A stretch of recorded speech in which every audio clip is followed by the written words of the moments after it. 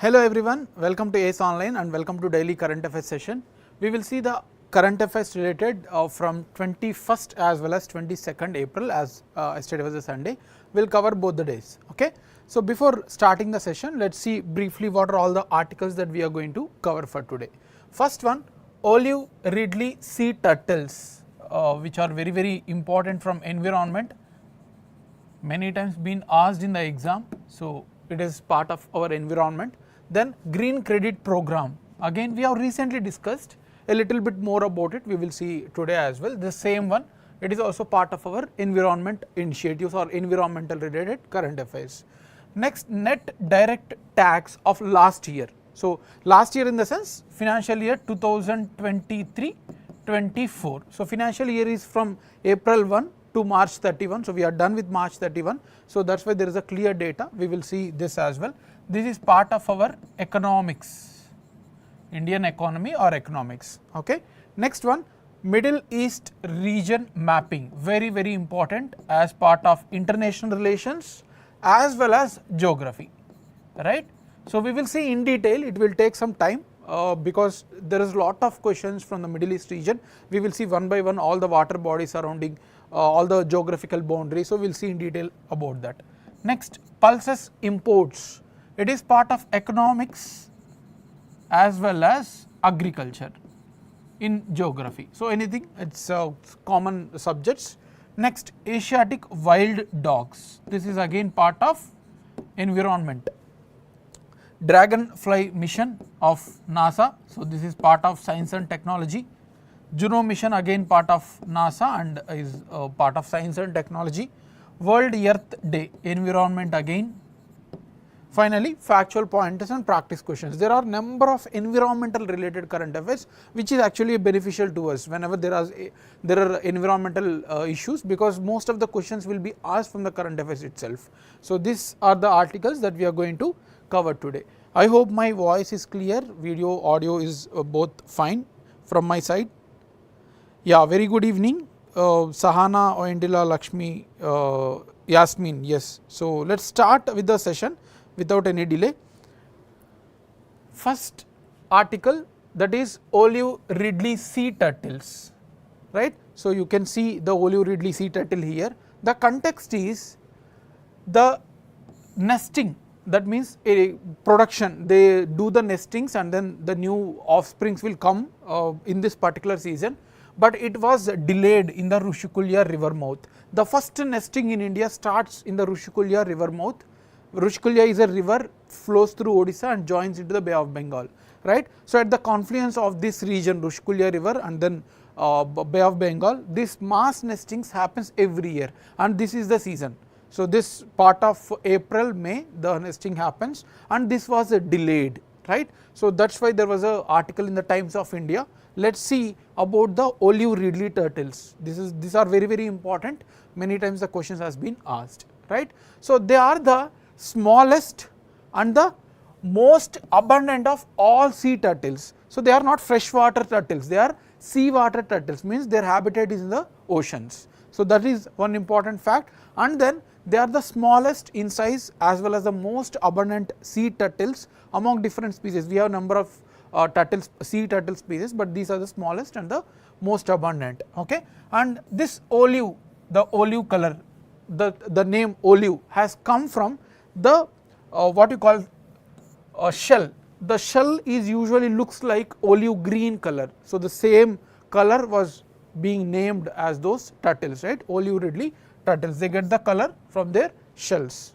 Now, the scientific names, sometimes they will also ask you the scientific names, like they will give scientific names and then they will ask what is this or where it was discovered, something like that. So, you need to remember the scientific names also for the at least important ones, right. So, here Lepidopteris and Olivacea. So, this is the scientific name of olive Ridley turtle, you need to remember this as well, and they are mainly found in the waters of Pacific Ocean, Atlantic Ocean and Indian Ocean. So, they may ask you they are found only in India or Indian Ocean. It is not only in Indian Ocean, they can be found in Pacific, Atlantic as well as Indian Oceans. So, these are the features. Few more, they are best known for the term Aribada Aribada was used for the mass nesting of olive-riddle turtles. So they go in a mass number. It is not like an individual or a couple or maybe small group. All olive-riddles in a mass number, they will go into the ocean and then they do the nesting, they will lay the eggs and then they will go back, right. So this is called as a mass nesting, and the term used to represent their mass nestings was Aribada, right. So they are known to have the Aribada activity of Aribada. They will ask you this term as well, right.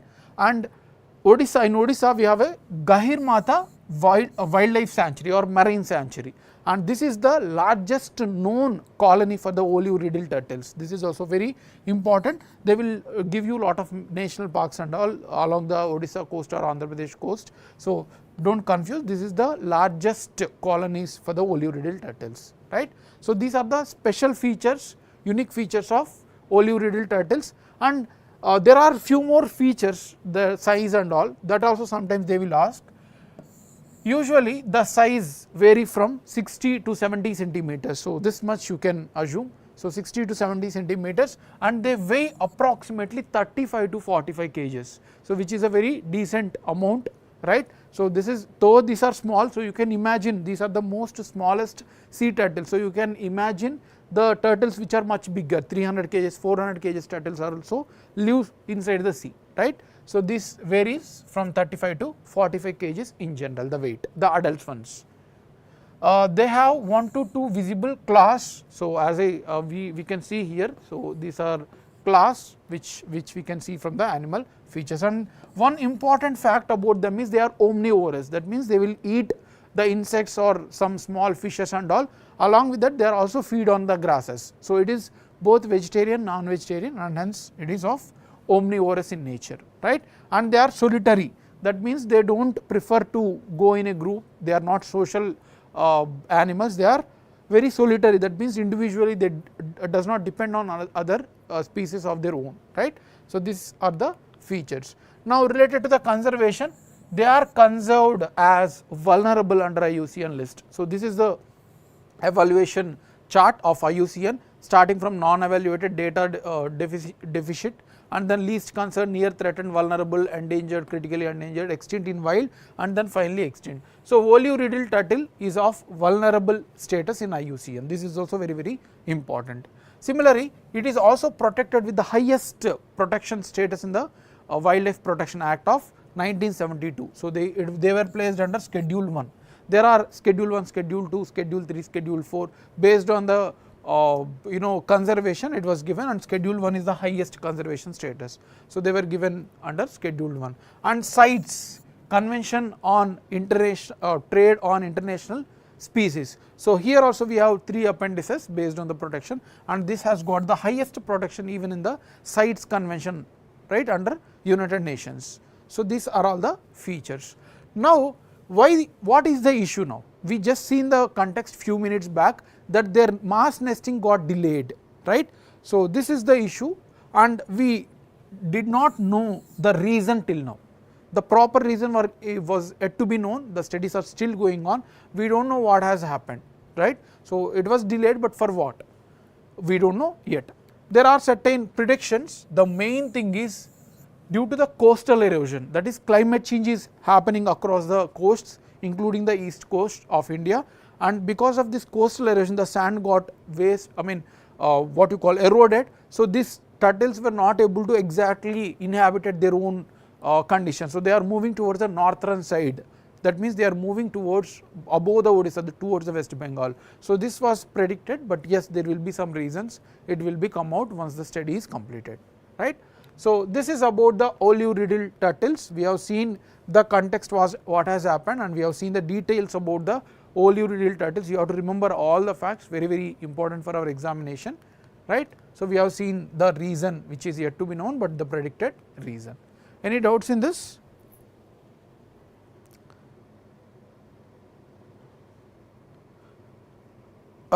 Yeah, mass nesting means we have just discussed, Ranjan. So it is together. See here. So the diagram itself, you can, nesting means just laying eggs and then going back. After some days they will hatch and the kids will come, right. So the turtle kids will come out. So this is a mass nesting where all together they will come and then lay the eggs. So, nesting means laying eggs, right. Any doubts now? Yeah, I hope this is clear. Nesting means laying eggs. So, mass nesting means all together, not a single ones, right. Yeah. Now, let us move to the next article, that is green credit program. Green credit program. So, why we have taken this article? On April 12th, few days before, Environmental Ministry has issued the guidelines for green credit program, 2 months after it prescribing the initiative. So, initiative was launched way back in October, but the guidelines was released 2 months back, but now it has given the clear guidelines how to implement it, right. So, that is why we have taken this article. See it, Rajkumar, there is no specific thing, some usually 4 to 5 was noted, some what you call oleo riddle turtles even laid only 1, right. Nowadays it is decreasing because of climate change, various issues and all. There is no clear specific for all the oleo riddle turtles, it varies, right. Yeah. So, what is green credit or carbon credits? First let us understand, before knowing the green credit program, let us understand what actually are green credits, or also called as carbon credits. Okay. So, let us understand, see any industry, say for example this is the industry A, industry A. Now, it want to launch some what you call economical elements. As it is an industry, it want to explore, it want to use the land, it can be mining, it can be petroleum, anything, right. So, if a industry is affecting or using the land which is in green, that is forest land or maybe greenery land, if any company is using that land, then say for example this is a forest land, now they are using this land for mining or any other activities. So, here we are losing the forest, we are losing the forest, right, we are losing the forests. Now, the same amount of land which they are converting into the normal land, which is the forest land is being converted into commercial land. So, the same amount of land they have to convert by taking the barren lands or deforested lands, some lands which are not having forest, they need to convert this, the same amount of land need to be taken from the barren land and then they need to convert into the forest land, right. So, this is a condition under Indian legal system, the CAMPA Act, Compensatory Act, Compensatory Forest Act. So, any company if it is converting the forest land, they have to create the same amount of land, so that our forest area will not be affected, because we need development, of course, right. So, that is how we can grow our GDP and then gain employment. Similarly, we should also protect the forest. So, they have to convert the barren land if they are using the forest land, right. So, now if a company A is not able to do this, they were not able to do by growing this unforested land into forest land because of various reasons, because they did not find proper land, because they do not have technical expertise, then they can buy the green credits. So, green credits are the credits, it is like a money for any company or any individual who grows forest. So, for example, I have some land and I have grown the trees here, say for example 100 trees I have grown, right. Now, I will get 100 credits into my account, 100 green credits. So, green credits are any activities related to the afforestation or green activities that I do on the land, right. Now, I have 100 credits. So, it will be measured in terms of 100 credits, and the amount of forest land that was consumed by industry will also be managed. Say for example, they have consumed 100 trees. So, it was noted that 100 trees were destroyed by company A. Now, they need to create 100 trees in new land, or they can also buy these green credits from me which I have created. So, either they can do this or they can buy the green credit, so that the forest land is maintained. The company have two options, either to construct a new forest land or they can buy the green credit which already someone have done in a afforestation. So, this is how it works. So, green credits or carbon credits are green activities which performed by individuals, companies, governments, anything, right. So, those are credit for me for any individual who grown the forest. So, that is called as the credits, green credit, and how it works, right. Now what is green credit program? Is this clear? Is there any doubt related to the green credits or carbon credits? Please do respond. So this mechanism you need to understand, right. A company development and then converting the forest land into deforested land. Either they can grow new forest or they can buy green credits from someone else, right. Great. Yeah. Now what is green credit program? It was a new initiative launched by the Ministry of Environment on October 2023. They have launched it in October 2023 last year.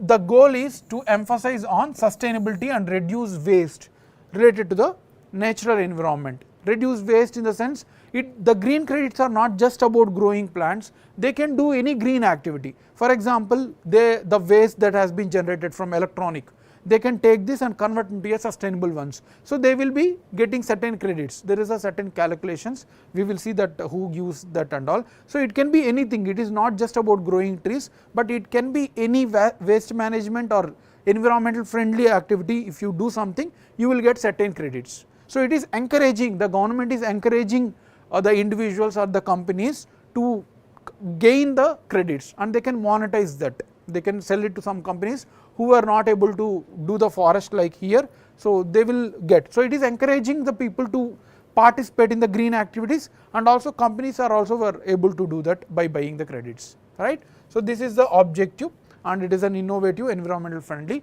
approach, right.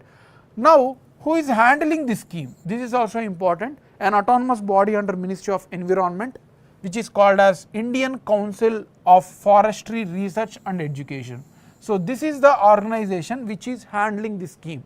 They will ask you National Board for Wildlife, something like that, they will give some other options. So remember that this is the autonomous organization which is handling this green credit program, right. Now it has the powers, this ICFRE has the power. How many credits has to be given for certain activity? For example, you can take one tree, one credit, or whatever. They will, according to the experts, there will be some experts who will measure that, and accordingly green credits are given to those people involved in the sustainable or environmental friendly activities, right. So that is the power given. Also it will manage a trading platform. So this green credit, say for example I have created 100 credits by planting 100 trees. Now company A has bought this. Now from my account, I will have an account created in this trading platform. So my 100 credits will vanish because I got the money. I got, say for example 10 lakh rupees for these trees. So now my credits will go into the account of this company A, right, because they have bought it, they gave me money. So this trading platform will also be managed by this organization, that is also important. Now how it works? We have already explained, we have already discussed this working of green credits. So the same way it will work, but there is one small change. There here in this particular green credit scheme, green credit is a broader term that we have discussed, it is for different activities. But green credit program, here there is one thing to be known, as the companies were not able to find the land. They were not able to find the land exactly where they need to grow the forest. So that's why state governments itself, they themselves are identifying the land and they are giving it to the state forest departments to grow the plants. The companies can just pay the money and get the green credits, that's all.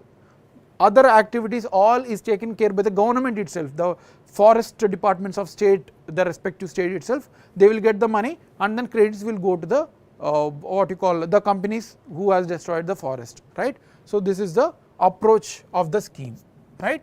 This is the working nature. Now many companies, public sector companies like IOCL, Indian Oil, they are all participating because they are exploring the oil and they are destroying the green activity, greenery of India. So that's why most of the companies have registered with the government that we also want this, right, we will also participate in this. Now what is the criticism? There is a criticism also. One major criticism is you are making environmental conservation as a commodity one, because you are monetizing it and you are doing the unethical thing. Monetizing or making environment as a commodity is a unethical thing. So this is one criticism. And second thing, many of the important forest areas may be converted into mining or deforested lands, which will be an issue. the quality of forest is different from one region to other region. So, if you are not able to measure the quality, some other unimportant land may be converted into forest, but the most important forest may be destroyed. So, this is also one more criticism. This may also affect the forest overall, right. So, this is about the green credit program. Any doubts in this? This is little bit understandable. I mean, it is not just about the facts, you need to know how it is being working. So, the working mechanism also you need to remember. Factual thing you can remember, who launched, when it was launched in 2023, which organization is associated, which ministry is associated, what is the final benefit, what is the green credit, you can understand. But the working nature nobody will discuss, so that also you need to understand, right. Great. Let us move to the next article, that is net direct tax. From now onwards, most of the what you call articles are factual in nature, we can easily complete them, right. So, here the government has launched net direct tax collection data, and it was published in the Hindu newspaper, right, of 2023-24. That means April 1, 2023 to March 31, 2024. So, in that year government has collected direct tax, indirect tax and all. Anyway, we got the data of direct taxes. So, you need to remember this tax data, which is very, very important. Before knowing the data, let us understand what actually is a direct tax and indirect tax. Before that, briefly I am telling what is tax. So, tax is a monetary thing or monetary right that you need to pay to the government for your wealth generation. So, that is a tax, and we have two types of taxes, that is direct taxes and indirect taxes, right. Direct taxes is without intermediary, like paying directly to the government. There are two entities, government and the taxpayers. So, the tax paying will directly go to the government, there is no intermediary between that.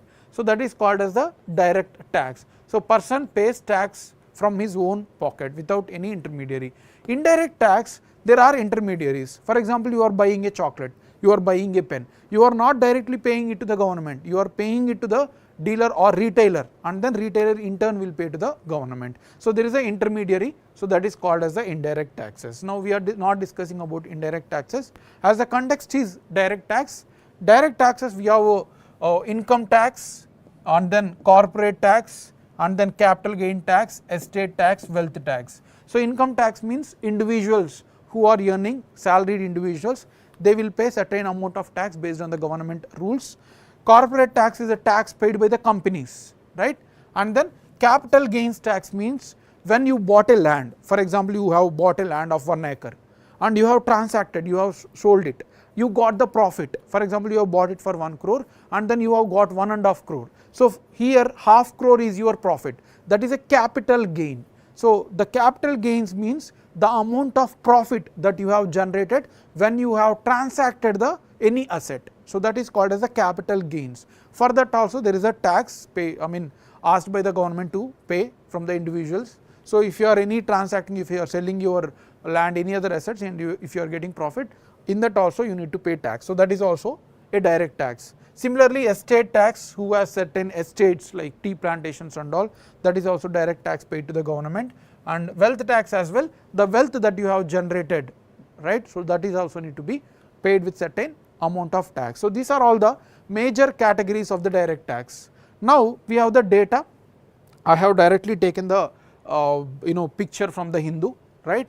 So, here let us know the important details that you need to remember from this picture. India's net direct tax collection for 2023-24 has reached 19.58 lakh crore, not crore but lakh crore. So, this is the net direct tax collection for the year 2023-24. This is a very, very important to be remembered, right. And there is a growth, you need to know whether it was grown, whether it is reduced. So, the growth percent is 17.7% when compared to the previous year, which is 16.64 lakh crore. You don't need to remember this, remember these two things. What is the this year financial year tax collection, the direct tax collection, and how much there was a increase. So, this is a need to be remembered. Now, the total direct tax, we have number of direct taxes, you can see here, right. The major part is income tax. So this will also be asked in the exam. Which is the major sources of direct tax for the government? So it is contributing for 53.3% for the total direct taxes, followed by corporate tax with 46.5%. So approximately 90, more than 95% were directly contributed by these two. So this is the largest and this is the second largest. Other things are very minor in nature, right? So you need to remember income tax, not corporate tax is the highest, rather income tax is the highest, followed by corporate tax. So this is to be remembered. And yes, so these are all the net corporate tax and all, no need to worry, just remember this data that we have round it off. So this is important for our exam. Any doubts in this? So we have discussed what actually is a tax, and then we have discussed what are the major types of direct tax and what is the major contributors for direct tax, and also the details for the last financial year. So this will be sufficient for our exam point of view, right? Let us move to the very important article of related to the Middle East region mapping. So we will discuss in detail, please be aware here, try to remember, and you have to make notes also, because this is a very important article, and also you will forget the countries. So I will give brief strategy also for map pointing, whoever is writing exams.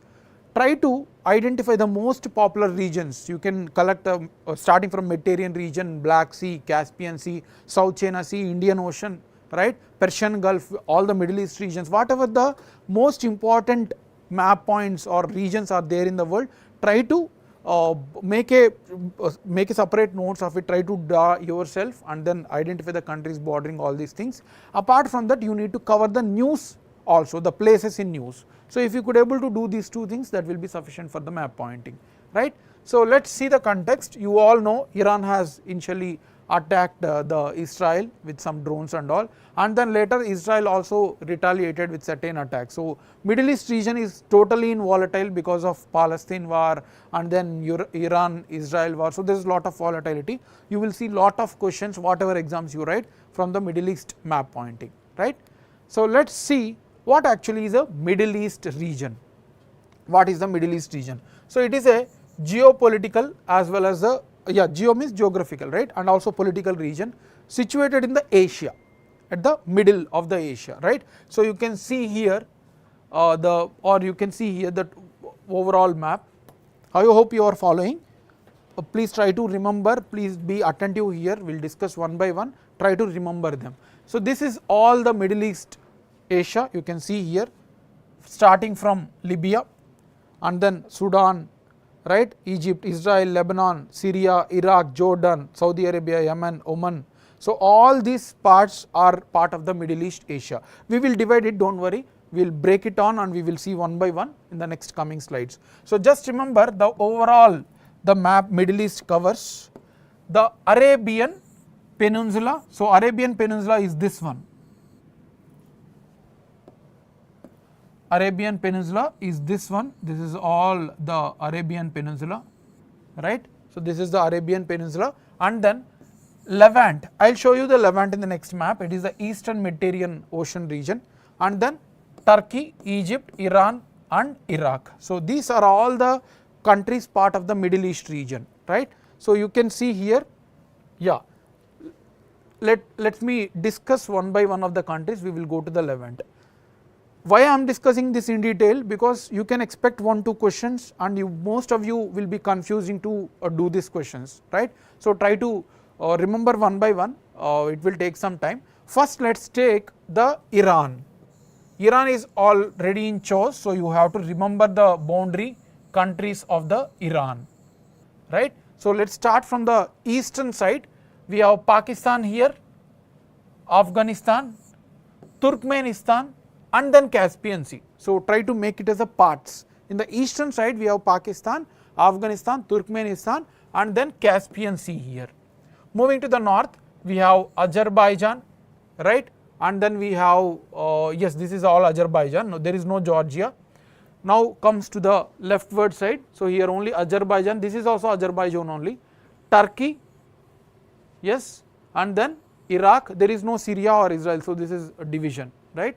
And then we have a That's all. Kuwait is not boundary. Here there is a small gap left, some small coast for the Iraq, and then finally Persian Gulf and then Gulf of Oman. So these are the boundaries of the Iran. You have to remember. No need to worry about other countries like Saudi Arabia and all, whatever that are in news, those you have to remember. So these are the countries that are surrounding and the water bodies: Pakistan, Afghanistan, Turkmenistan, Caspian Sea, Azerbaijan, Turkey, and then Iraq, and then Persian Gulf and Gulf of Oman. So these are all the countries and water bodies that is bounding the Iran, right?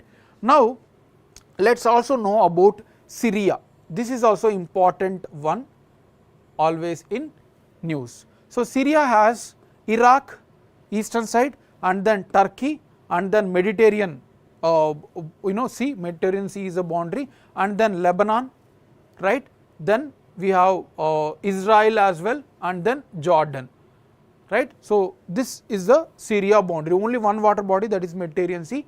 Iraq, Turkey, Mediterranean Sea, Lebanon, Israel, Jordan are the boundaries to Syria.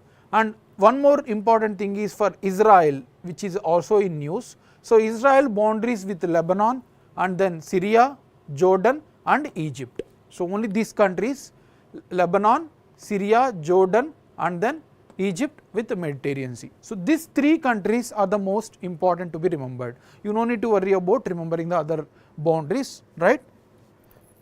So try to remember these things. Now let us move to the very important, I will show you the question also which was asked in recent civil service prelims.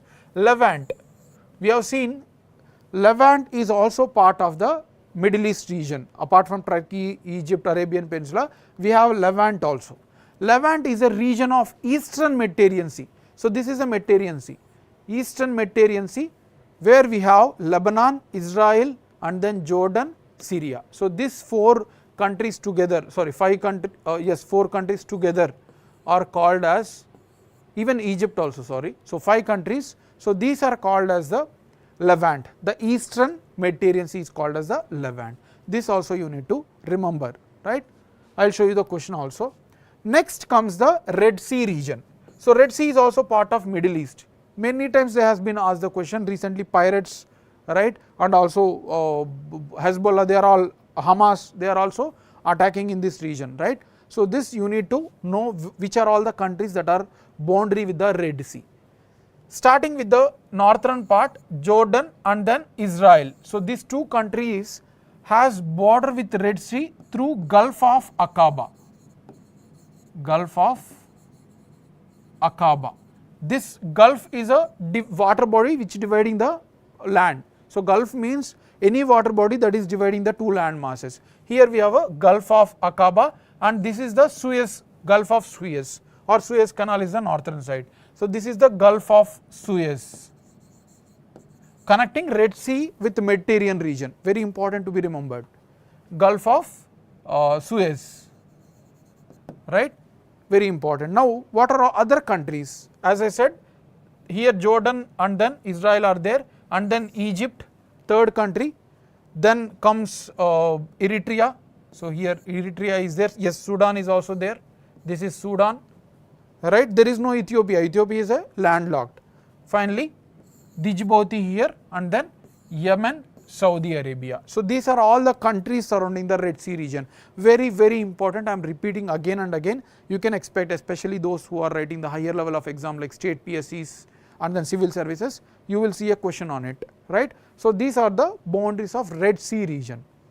Now next one is Gulf of Aden. So you can see here in the Middle East region connecting Red Sea, there is a Gulf of Aden, right? So Gulf of Aden is also there. Gulf of Aden borders with the northern side Yemen, southern side Somalia, right? Southern side Somalia, and here we have a Bab el Mandab Strait. So a strait is a narrow water body which connects two water bodies. Gulf is a water body which divides two land masses, but strait is a narrow water channel which divides or which connects the two bigger water bodies. So here Red Sea and Gulf of Aden is connected by Bab el Mandab Strait. Very, very important, right? And Gulf of Aden is boundary with the Yemen in the north side. West side we have a Djibouti, where even China has a base, naval base here, right? And then we have a Somalia. That's all. and east side it is connecting to Arabian Sea. This is about the Gulf of Aden. Next comes the last one that we discuss and very important. I hope you are following now. Please someone respond if you are following. Keep teaching, but yes, these are factual in nature, but you have to remember, right? Okay, I am moving to the last one for Middle East region. Let us see the Persian Gulf and the Gulf of Oman. We have seen the Middle East region, right? So here we have seen the Middle East region.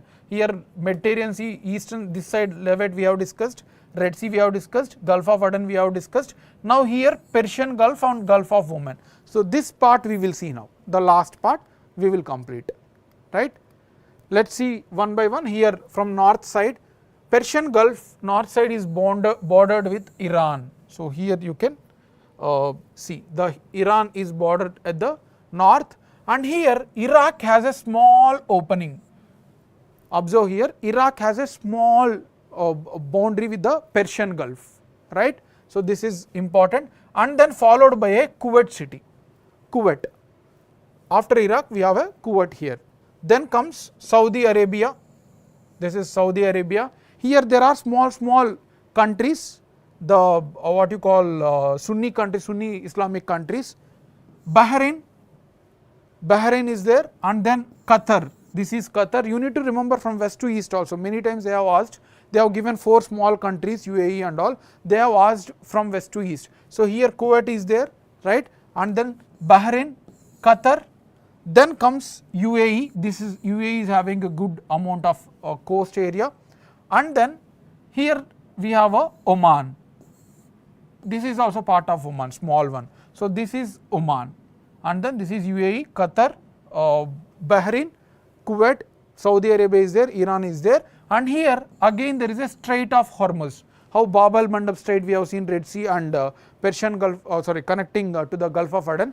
We have a Strait of Hormuz which is connecting Persian Gulf, this is all Persian Gulf, and then Gulf of Oman, Gulf of Oman. So Gulf, again Gulf of Oman is bordered by UAE, Oman and Pakistan as well as Iran. So these are all you need to remember, Gulf of Oman. So we have seen in detail of Middle East region for all the relevant things for our exam. You need to remember them. So try to have short notes for each of the water body that and all we have discussed. Keep revising them. You will see 1 or 2 questions from this Middle East region. Any doubts in this? Any doubts?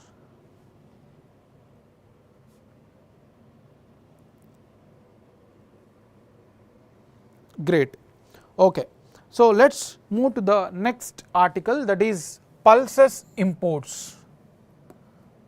Pulses imports. So here India's pulses imports hit 6-year high as red lentils purchase jump. So they may ask you which type of pulses purchase was contributed for more imports recently. It is for red lentils. It is a type of pulses, right? So this is the context. It was published in the Press Information Bureau. So here let us see, before knowing the details about the pulses, the economical details of the pulses, let us see what actually are pulses also. That is also important. So pulses are edible seeds. They are nothing but seeds. You can directly consume the seeds, right? So they are edible seeds which are having leguminous property. Leguminous plants means which can fix their nitrogen. Usually the plants cannot consume nitrogen directly. They will convert nitrates. So there is a lot of fertilizers that we give. So there is a process which need to be converted by the plants before consuming. But here certain plants have capacity to fix the nitrogen without any need of other type of activities, right? So those plants which can generate their own nitrogen from the soil are called as the leguminous plants, and pulses are one such leguminous plants where they can generate their own nitrogen from the soil, right? So these pulses are limited to those crops which are harvested for dry grains. So any dry grain which was of leguminous in nature are called as pulses. So they are nothing but as seeds, right? So these are all pulses, and the pulses are grown in both Kharif and Rabi season. There are 3 main crop seasons: Kharif, Rabi and Ziyad is there, a small season at the after the harvesting of Rabi crop, right. But major 2 seasons are there in India, Kharif and Rabi, and these pulses are grown in both Kharif and Rabi, but most of the production comes from the Rabi, the dominant, more than 60% comes from the Rabi crops, not from the Kharif crops. So this also need to be remembered, and these are all the pulses: red lentils, mixed beans, black eyed peas, right, and then chickpeas, which are very popular. These are all part of the pulses only, right. So this is the geographical elements about agricultural aspects of pulses. Now what has happened this year? This is also need to be known for our exam point of view. Pulses inflation has touched 17% in March 2024. Last month pulses inflation, the rise of prices, inflation means, right, has touched 17% in the March. That is one thing. Now shortfall in the domestic output, that means the production from India has reduced. That is why we are importing more amount of pulses from other countries. So this is one more important point to be remembered, right. And Ministry of Agriculture has estimated the total production as 234 lakh tons, which is less than last year 261 lakh tons. You no need to worry about the term, the digit, but remember that compared to last year it was reduced in terms of production, right. And the sowing area is also reduced, the amount of area where pulses grown were also reduced by 16%. So this has happened to the pulses. And the pulses related data, some more important points. India is the largest producer, consumer and importer of the world. Within the world we are the largest producer, but we were not able to produce what is sufficient for us, right, even though we are the largest producers. So that is why we are also importing. So it is the largest consumer, largest importer, largest producer as well, all applicable to India, right. And in the last financial year we have imported 4.65 million metric tons of pulses, and major producing states are Punjab, the largest producer of pulse, and then Haryana, Western Uttar Pradesh. So these are the top 3 states of production of pulses, and major import countries are Canada, Australia, Mozambique, Tanzania. So these are the countries from where we are importing the pulses, right. So these are all facts to be remembered. That is about the pulses. I hope this is clear, mostly factual in nature, right. So let us move to the next article, that is Asiatic wild dogs, which is also called as dole or dole, right. So Asiatic wild dogs are also called as dole in India. Now why the context? Mangue outbreak has reported among the Asiatic wild dogs in Mudumulai in Tamil Nadu. So Mangue outbreak, a type of disease was seen from this Asiatic wild dogs. We will see what actually are Asiatic wild dogs, and then we will come to Mangue outbreak as well, what is this disease and all, right. So let us move to the Asiatic wild dogs. They are mammals. So mammals are the ones which can directly give birth without eggs, right. So this are the mammals, belongs to the dog family, right, and they are not only found in the India, but it is found throughout Southeast Asia and then Central and South Asia as well. South Asia, Southeast Asia and Central Asia, it is not just local to the India, right. And they are found in India mainly in the Western Ghats, Eastern Ghats, right. So Eastern Ghats, Western Ghats, and then also it is found in the Central Indian Plateau, the Deccan Plateau region, also in the Northeast India. So these are the regions where they are found. You need to remember Eastern Ghats, Western Ghats, Central Deccan Plateau and then Northeast India. So these are the regions where you can see, and mainly dominant in Western and Eastern Ghats, these are found, right. They are highly social animal. We have seen the olive-reddill turtles are solitary, that means they move individually, but here these are opposite to that, the social animals, that means they move in a group, 5 to 10 together they will move in a group, right. So this is also important feature, and they are carnivorous, similar to what we have discussed for olive-ridley as well. They are carnivores which can consume both vegetarian and these are carnivorous, they are omnivorous, right. So Olive Ridley are omnivores which can do both vegetarian and non-vegetarian, but these are carnivores, that means they won't eat vegetarian, that is plants and all, they will only eat the non-veg, right. So this is also important feature, and they mainly hunt in the early mornings and the evenings to avoid the very huge amount of sunlight, right, and also they want to avoid any enemies, right, that is why, and it is listed in endangered category. Endangered, here this is the category, right. And what is the status that we have discussed for Olive Ridley? Can anyone comment? What is the status that we have discussed for Olive Ridley? We have discussed few minutes back. This, it is being given as endangered. Then what we have discussed for Olive Ridley? Anyone? Yes, very good. Trida has answered. It is of vulnerable. So just below the status. This is the highest protection coming to the lowest. So endangered is for Dole, and then vulnerable is for Olive Ridley. Yes, yes, very good. So most of you have answered it. Thanks a lot. Very good. So that I can understand that you are following. Now what is this Mungay outbreak? Mungay outbreak, right. So it is a skin disease. You can see here the skin quality gets degraded, right, this hair and all gets removed. So this is a skin disease which are infected by mites. Mites are the micro small organisms. It is like small insects. So these are caused by mites and will lead to inflammation. Inflammation means becoming reddish in those regions, itching, and then thickness of skin, hair loss. All these things are results of the Mungay outbreak, right. So these were caused by variety of mites, especially of Sarcoptes cabai. So this is the main contributor for the Mungay outbreak, right. So that is about the Dole. Fine. Let us move to the next article, that is Dragon mission. Dragon mission. The context is NASA has announced that Dragonfly mission associated with the NASA, okay, try to remember, Dragonfly mission to the Saturn's massive moon Titan.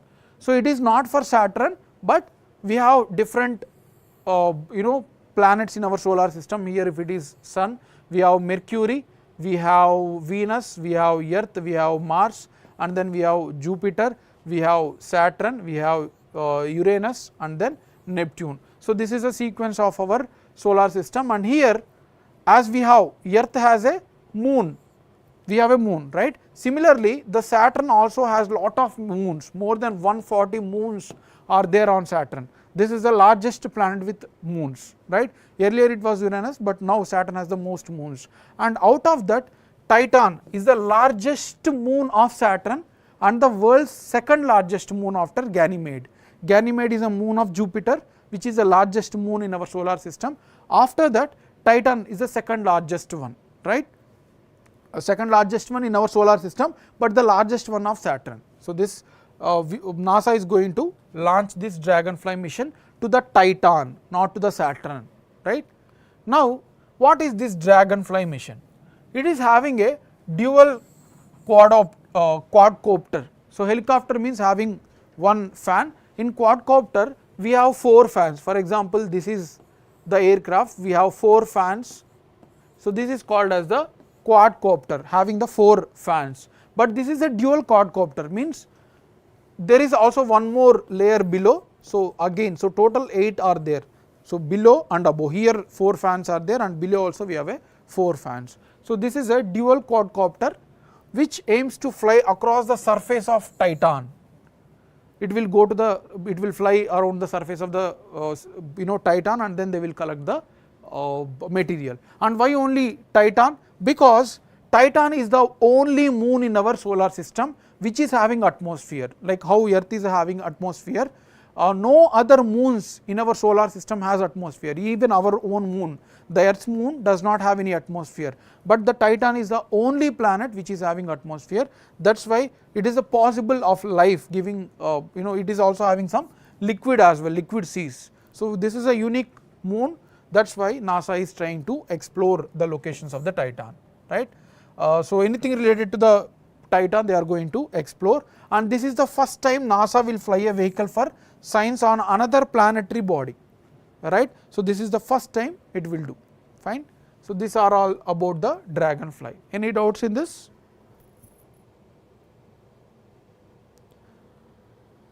Fine. Let us move to the next one, Juno mission. The context is, again this is a NASA mission. This was already asked in UPSC mains. If people who are preparing for UPSC civil services, there is a mains questions, right, in GS paper 1 from geography. They have asked about the Juno mission in 2021 or 19, somewhere like that. So, here Juno is a satellite which captures the views.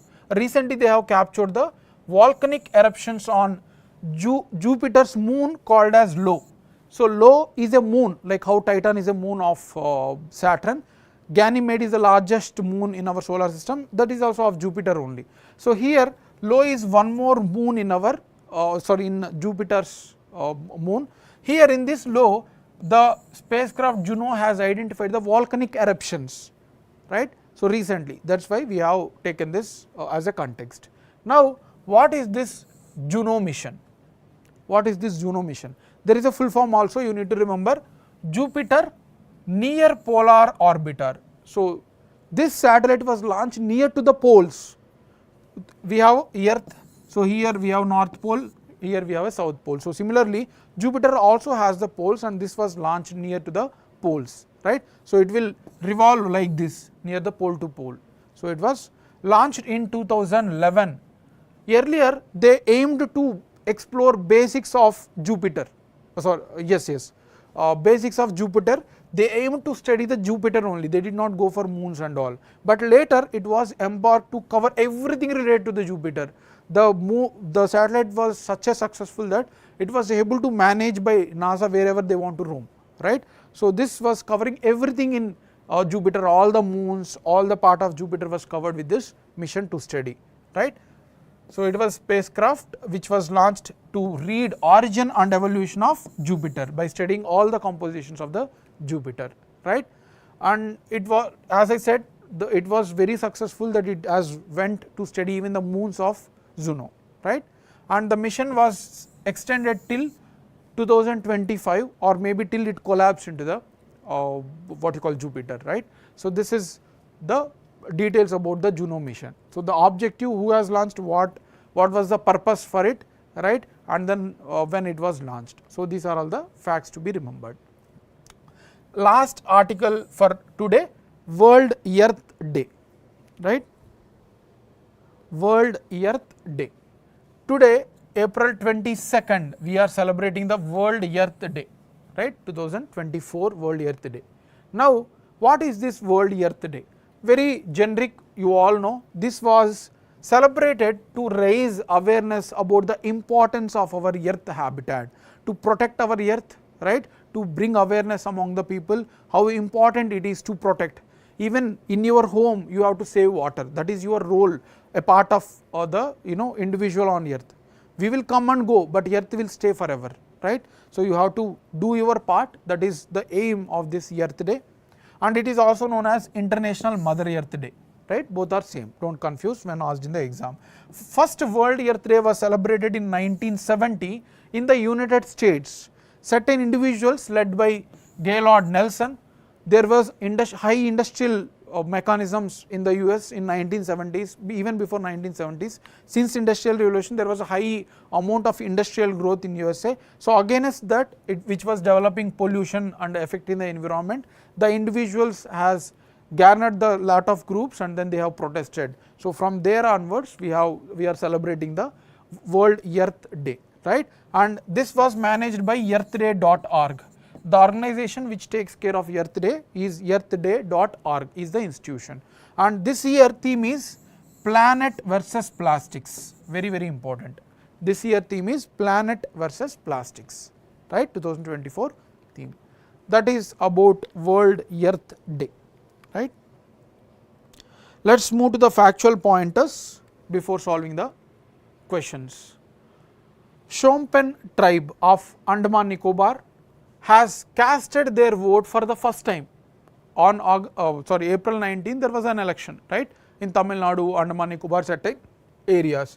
So, Shompen tribes, for the first time in the history of elections, they have voted in our Indian elections. And Phnom Penh are particularly vulnerable tribal groups. There are approximately 700 tribes in our India, 700 or 706 tribes in India.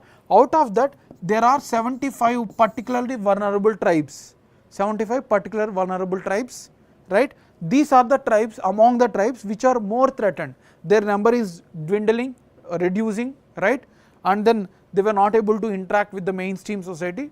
Government has identified 75 particular vulnerable tribes, and most of them are located in Odisha, 13, followed by Andhra Pradesh, where we have 12, right.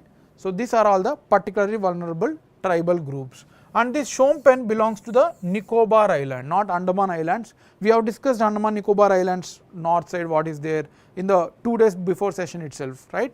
So these were located in the Nicobar Islands.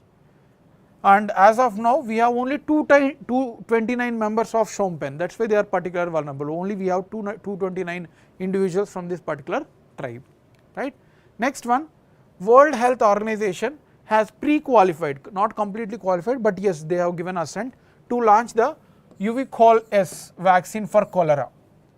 UV-Col vaccine for cholera. Okay, it was already a vaccine which was having UV-Col plus, so it is a little bit advanced one, right. So just remember what is UV-Col-S for which disease, that is cholera. Next one, National Civil Services Day is celebrated yesterday, April 21st. National Civil Services Day on April 21st. Theme is yet to be announced by the government, don't know, they haven't announced, they may announce for this year, but as of now we don't have theme, okay. And the first ever National Civil Services Day was celebrated in 2006. And why only on April 21? That was the day when the first civil servants from independent India, the probationary officers, were addressed by Sardar Vallabhbhai Patel in New Delhi. Right, on April 21st, 1947, Patel has addressed the civil servants, first probationary officers from independent India. That is why it was also called a steel frame of India, to protect the politics by being the neutral, right. So that is National Civil Service Day. The last fact for today, Indian Navy has conducted exercise Purvi Lehar on the east coast in the Visakhapatnam coast, Eastern Naval Command, which is located in the Visakhapatnam, right. So this is the exercise which was conducted by Indian Navy, not Army or Air Force, it was conducted by Indian Navy, and it was aimed to test India's Navy's capabilities in case of any maritime security issue, right. So that is the facts for today. So that is all for today's discussion. Let us move to the solving of some practice questions from the articles that we have discussed. First question, which of the following statements about World Earth Day is correct? Correct, they are asking. It is an annual event celebrated on April 22 to raise awareness about environmental issues and promote global efforts to protect the Earth's natural resources. So that is the first statement. Second, the theme of World Earth Day 2024 is invest in our planet. So what is the answer for this? First statement is correct, second statement is wrong, because we have seen planet versus plastic is the theme. This is the 2023 theme, that is how the examiners frame. You need to remember this year theme, so if they change you can easily collect, right. So answer is 1 only. Most of you have answered as correct. Santosh, Sahana, Trida, Malini, Ranjan, Oindila, Rajkumar, Singh, right. So A is the answer. Next one, this is asked in UPSC 2022 Civil Services Prelims, CSP 2022. So we have discussed this as part of Middle East Asia. Let us see what the question is. The term Levant, often heard in the news, roughly corresponds to which of the following regions? First one, region along the eastern Mediterranean shores, region along North African shores stretching from Egypt to Morocco, region along Persian Gulf and Horn of Africa, entire coastal areas of Mediterranean Sea. So this is the question. Yes, so we have discussed this with the diagram. Regions along the eastern Mediterranean shore covering Jordan, Lebanon, Israel, and yes, so Egypt, a little bit Egypt as well. So this is the answer. Yes, again answered by most of the students. So this is a past question. Fine, very good. Next question, let us see who will answer this question. This is a little bit typical or difficult question, I would say. Consider the following countries: Iraq, Qatar, Yemen, Iran. So they have given 4 countries. Which of the above countries have border with Persian Gulf? Persian Gulf bordering to which of the given countries? 1, 2, 3 only, 2, 3, 4 only, 1, 2, 4 only, 1, 2, 3, 4. So what is the answer for this?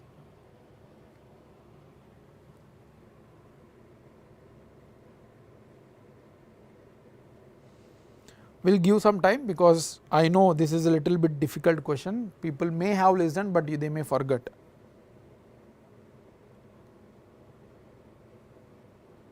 Yes. So Persian Gulf has boundary with Iran, right, and then we have Kuwait. So many other countries are there, of course, but Yemen is not there. Yemen is bordering with the Gulf of Aden, not to the Persian Gulf, right. Persian Gulf has many. Qatar, we have Iraq, small boundary, Iran, and then Kuwait, we have Bahrain, we have Qatar, we have Saudi Arabia, we have UAE, we have Oman, we have. So do not confuse with Oman and Yemen. So Oman we have. So this is the answer C, because you have to eliminate 3, and that is how the question can be answered. Fine. So that is the answer. Next question: in which of the following regions one cannot usually see the Asiatic wild dog in its natural habitat? So very good, many of have answered. Santosh, very good. Indira, Rajkumar Singh, Ramya, Ranjan, Swarupa, Antrida, all of you have answered. So here they have given about we cannot see this Asian wild dogs: Northeast Himalayas, Western Ghats, desert region of Northwest India, Eastern Ghats. Eastern Ghats and Western Ghats are the major areas, right. So they are asking cannot. So this will not be the answer, because Eastern Ghats and Western Ghats are the dominant one, and Northeast Himalaya also we can see. In the desert region of Northwest India we cannot see, and hence the answer is C. Okay. Northeast Himalayas, Eastern Ghats, Western Ghats, Central Indian Highlands. So these are the regions. Few people have answered it as wrong, do not know why, and yes, some people have answered it as correct, right. So this is the answer. Last question for today. Yes. Consider the following statements regarding pulses. This was asked in CAPF, and I have added one more statement to see or to add dynamic to the question, right. So pulses are the legume crops which increase natural fertility of soil through nitrogen fixation. That is the first statement. Second statement: India is second highest producer of pulses after China in the world. So that is the second statement. In the year 2023-24, pulses crop area as well as production has increased compared to the last year. So this is the statement. We have discussed that the production has decreased, that is what we have discussed when compared to the last year, productivity as well as crop area. So second statement should be, third statement should be eliminated. India is the second highest producer, no, it is the first producer, right. So largest producer as well as consumer and then importer. So first statement is correct, only A is the answer. We have seen the reduced crop production, that is what we have discussed. Go back to the video. Yes, very good, Santosh. Some people have answered it as B, I do not know why, and some people have answered it as D. So only few have answered it as A, because that is what we have discussed. You can go back to the video and you can recollect it, right. So this is all for today. We have a very good articles today, especially the factual ones. You have to recollect them, try to remember them, revise them, right. You have PDF also attached it. That is how the today's session. Thanks a lot for your support and participation. Have a great evening, happy studies. Thank you.